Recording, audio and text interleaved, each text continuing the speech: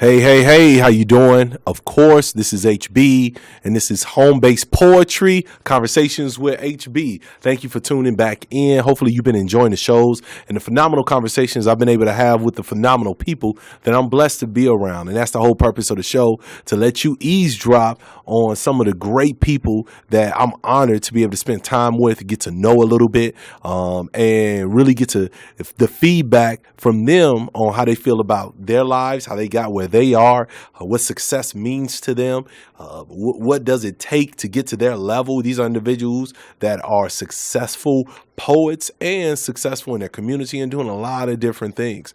So let's talk a little bit. Let's find out what's happening, what's going on. Let our conversation provoke conversation in your life with the people that you're around. Hopefully you're having the intense conversation so that you can grow, you can develop, you could challenge each other to make each other better, because just like steel sharpens steel, man sharpens man. I heard that once. It was written in a book from what I hear, right? So we want you to be able to get that knowledge and continue to build on yourself and make yourself better, because no matter how amazing we are, we could be better. No matter how incredible we are, there are places for us to grow to and get to the next level of. If you feel like you've already arrived, kill yourself.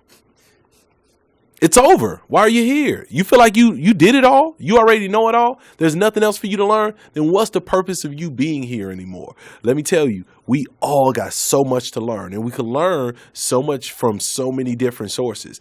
Obviously, you want to make sure that the sources you're getting your information from are not beating you down in the process of giving you your lesson, because sometimes the little lesson they got isn't worth the big price there is to pay. So you got to determine that for yourself. You got to be a critical thinker. You got to choose thoughtfully the leaders that you follow, because there's nothing wrong. People say, I'm not a follower. I don't trust a leader that's not a follower, right? If you want to be a good leader, you got to be able to follow. If you want to give orders, you got to know how to take orders. You got to know how to humble yourself before you can instruct other individuals, right? You got to be able to play both sides. Don't give me a general that's never been to the war as a soldier. Right? I want a general that's scarred, that's battle worn, you know what I mean? That's been through it, that could relate to my journey. And hopefully you feel the same way. If not, after I said that, hopefully I convinced you and you feel the same way. If not, hopefully this just sinks in your soul a little bit, and it may not come to fruition in your mind and your spirit for another 10 years. But sometimes that's how knowledge works. We plant a seed and it just bursts out a little bit later. Look, I'm done. I could do this all day. I could talk about what we need to do, how we need to get there, all the beautiful things that we have going on and we need to be grateful for, while at the same time being ambitious. It's hard being content yet ambitious at the same time. Sometimes we don't know how to balance that. We could talk about all that for quite some time, but I got an amazing guest here with me. Super excited. Obviously, I'm a spoken word artist, a poet. I didn't even realize it was called a spoken word artist when I was doing it. It was just poetry. People like to hear me say my poetry. But poet, spoken word artist, writer, all that good stuff. And I like to hang around other spoken word artists and poets and interesting, artistic, creative individuals that's trying to make life better in their own special way. We got a brother that's doing just that, out of Illinois, my home state, representing Central Illinois. Really proud to have him here. Not only is he a poet and a writer, not only is he a beautiful spirit, but this brother is also a musician, an amazing violinist. And that's not something that you get to experience or appreciate on an everyday basis. I'm telling you that. But this brother's absolutely next level. I appreciate him being here. Tebe Zalango, brother. How are you, sir? Man, blessed, man. That's always a blessing to be, man, moving and loving it here, man. Thank you for having me. Absolutely. Now, you just came out to Arizona. You did the HomeBase show. HomeBase Poetry was Sunday, and this brother tore it down. Absolutely destroyed the whole place. We had to call demolition crews when it was over, pick up bodies. It was just bodies on the floor. We heard them. Ears started bleeding, and we just laid out on the ground till he was resurrected hours later. The boy was cold. Totally shut it down, man. Was really happy to hear him, but had never saw him personally myself before. So even though you came highly recommended, it was an honor having you there. Have you ever been to Arizona before? First time. First time in Arizona. First time in, yeah. Welcome to the Valley of the Sun, man. Right? And you probably know why with this good weather. How you enjoying it? Loving it. I think when I left to come here, they told me it was snow back home. So, man, I'm glad I dodged those bullets, man. Yes, sir. Yes, sir. Now, you're a working poet. You're a working artist. You travel for real. You don't just hop a flight here and there every now and again. You know, I may travel every now and again to do some poetry, but this is like a lifestyle for you. I respect that, brother, without a doubt. You drove, right? Yeah, I was on tour in Florida. I hit Miami, hit Tallahassee, hit Orlando, hit Jacksonville, and then from there, shot over to Phoenix. About 28 hours, you know what I mean? It's a journey. 28 hours straight. 28 hours. It's ugly. Was it worth it? Right, man. The scenery is beautiful, but man, the journey is, man, it's a journey. It's a beautiful struggle. Yeah, Texas is as long as a country. Man, driving through Texas is like you're never ending, man. Man, I'm telling you, it's on the border and everything. Got to go through border security. Like, wow, that's crazy. Right. But yeah, it is what it is, though. Well, hopefully you feel like it was worth that trip. Definitely. And worth that journey. So give us a little bit about your history, man. You know what I mean? Not only are you spoken word, but also, like I said, a violinist. Which one came first? How did you get into the art forms? You know what I mean? Tell us about yourself and where you're from. Man, I'm from Decatur, Illinois, in the central Illinois area, the 217 area code. My mom listened to classical radio a lot.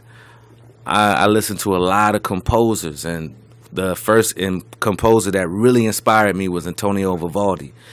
Four Seasons. I heard it and was the most amazing thing I heard. I asked my mom, can I get in orchestra? Can I learn how to play? She said, yeah. Put me in, wouldn't let me quit. My main thing was basketball because, you know, my dad had went to the league back in the day. So I thought I was averaging 25 points a game in the Little League. Couldn't nobody stop me. I thought that's what it was. Right. So it was really inconvenient when she had me practicing the violin when I was trying to play ball. And she wouldn't let me quit when it was inconvenient. So I appreciate her for pushing me in that direction.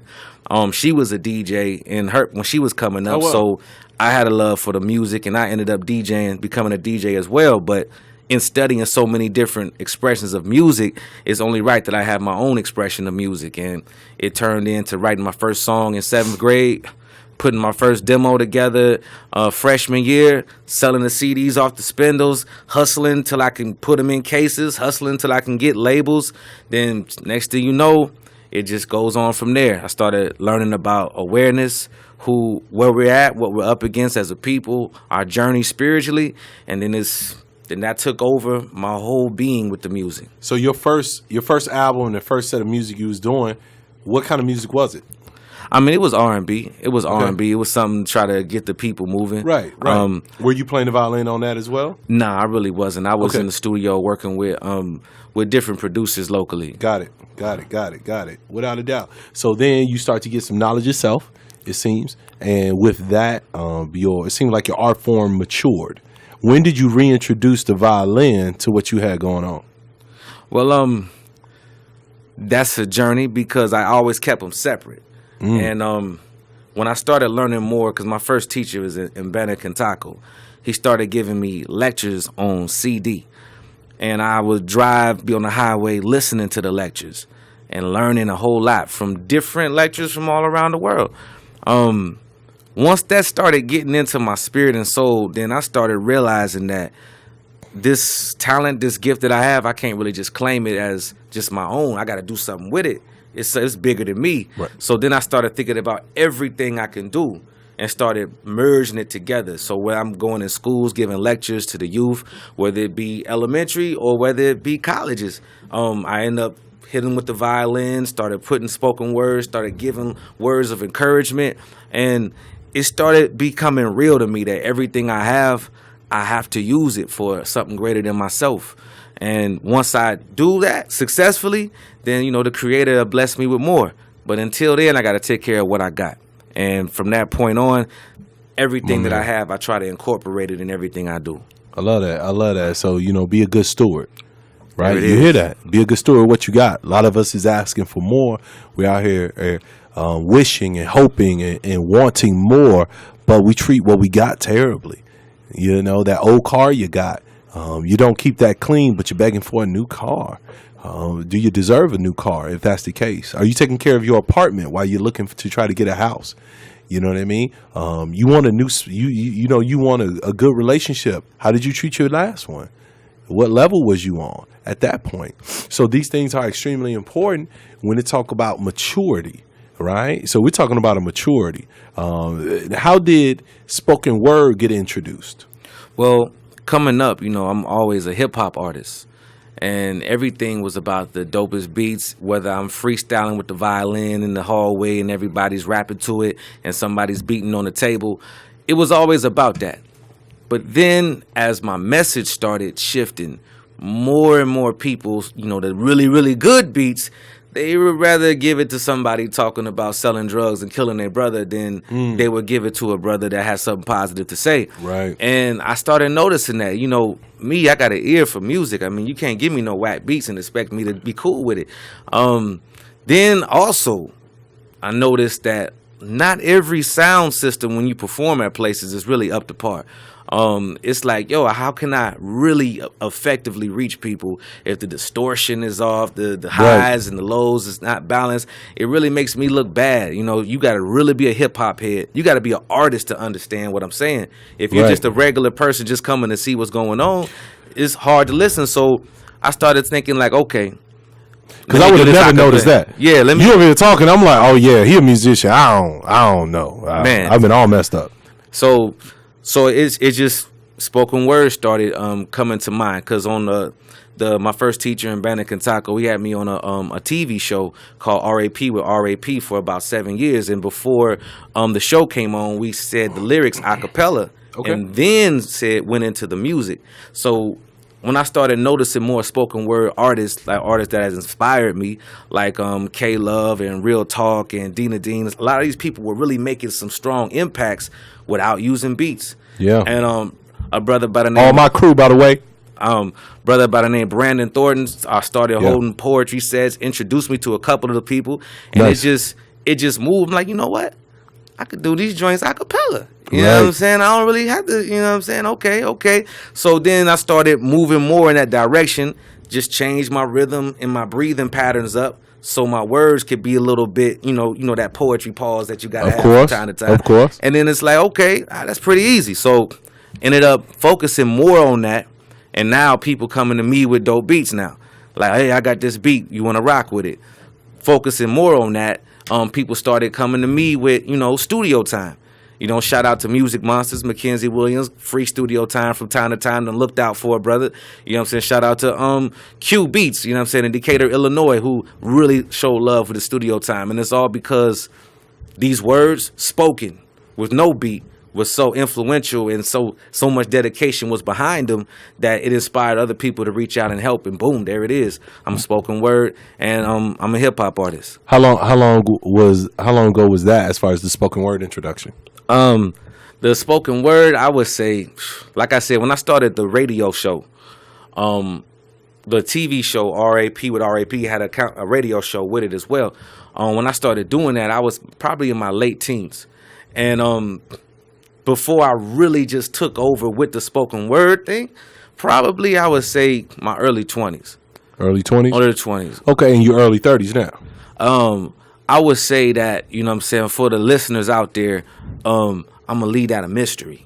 There you go. There you go. See, why the brothers with the colored eyes always want to, be all mysterious? Man, you know what I mean? Hey, you got an inbox for your Facebook. You got an inbox to find that out? Yeah. He ain't giving no real information. Yeah. He's like, this dude could be a vampire, 135 years old. I wouldn't be a vampire. I'd be the complete opposite. He's so dog, man. I appreciate that. Now you in Decatur, man. You in honestly rural Illinois. You know what I'm saying? I mean, there's some city town pockets, but being from Chicago, you know what I mean? You in the central Illinois area. How nurturing was that? How influential do you feel like that was being from, that area of the state, not as big city as probably a lot of the folks that you even named? Well, I mean, a lot of my family is from the South. So I was at a church where people were married 20 and 30 years, taught me a lot of great values and principles. That's a beautiful thing. It was a beautiful thing because that influence of the elders and the love that I got, it shielded me from a lot of things. Like all my friends was gang members, gang bangers. Everybody was tatted up from neck to flow. Everybody was a certain lifestyle, but because of that love that I got from my fam, it really put me in a place where I didn't need to be anything that I wasn't supposed to be spiritually. And I think it helped a lot. Small town, definitely moved at a slower pace than Chicago. A lot of times I go to Chicago, people just talk circles around me.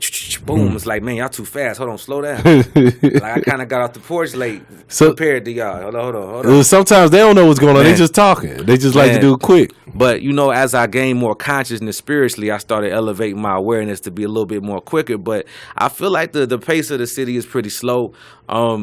You got a few things here and there, but most. But you still found opportunity there. Definitely, you know what I mean? An opportunity found you, because it's a lot of people.